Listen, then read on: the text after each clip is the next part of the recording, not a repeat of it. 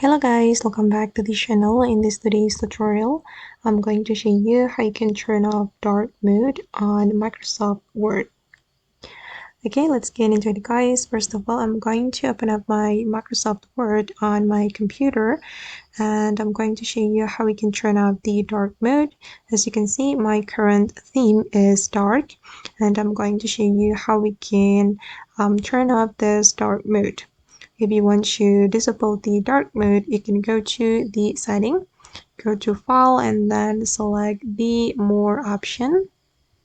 Okay, and then you're going to go to the general setting or general option and scroll down until you find the obvious theme.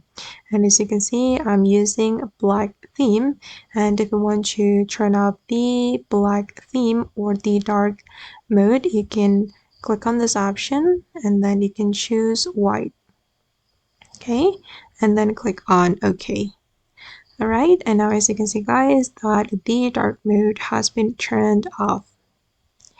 Okay guys, and that's all the way to turn off the dark mode on Microsoft Word.